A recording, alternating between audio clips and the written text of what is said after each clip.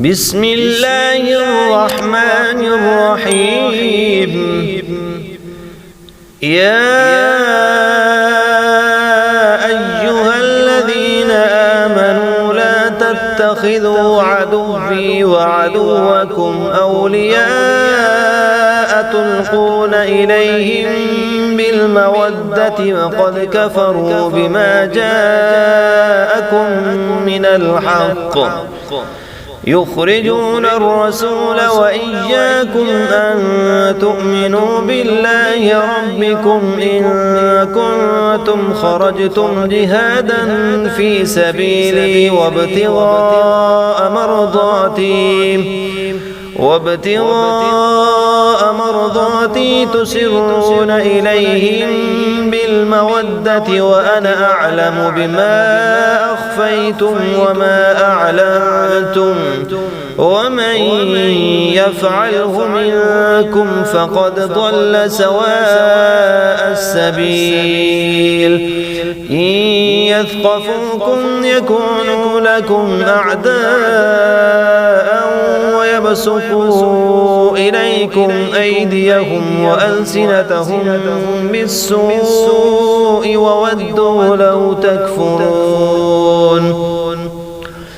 لن تنفعكم أرحامكم ولا أولادكم يوم القيامة يفصل بينكم والله بما تعملون بصير.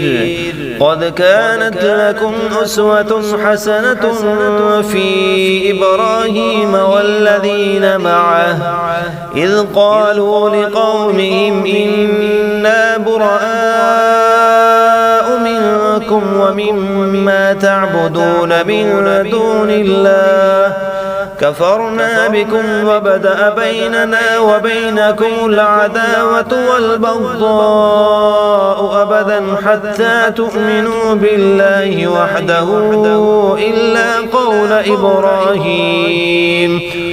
إلا قول إبراهيم لأبيه لأستغفرن لك وما أملك لك من الله من شيء ربنا عليك توكلنا وإليك أنبنا وإليك المصير.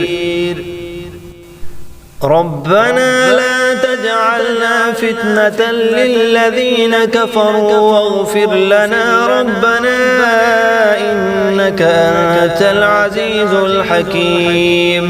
لقد كان لكم فيهم أسوة حسنة لمن كان يرجو الله واليوم الآخر ومن يتول فإن الله هو الغني الحميد. عسى الله أن يجعل بينكم وبين الذين عاديتم منهم مودة والله قدير والله غفور رحيم.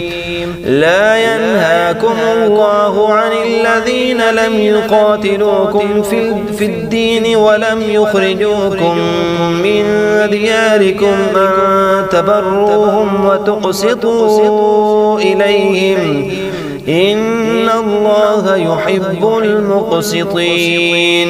إنما ينهاكم الله عن الذين قاتلوكم في الدين وأخرجوكم من دياركم وظاهروا على إخراجكم أن تولوهم ومن يتولهم فأولئك هم الظالمون. يا أيها الذين آمنوا إذا جاءكم المؤمنات مهاجرات فامتحنوهن الله أعلم بإيمانهن فإن علمتموهن مؤمنات فلا ترجعوهن إلى الكفار لا هن حل لهم ولا هم يحلون لهن وآتوهم ما أنفقوا ولا جناح عليكم أن تنكحوهن إذا آتيتموهن أجورهن ولا تمسكوا بعصم الكوافر واسألوا ما أنفقتم وليسألوا ما أنفقوا ذلكم حكم الله يحكم بينكم والله عليم حكيم. وإن فاتكم شيء من أزواجكم إلى الكفار فعاقبتم فآتوا الذين ذهبت أزواجهم مثل ما أنفقوا واتقوا الله الذي أنتم به مؤمنون.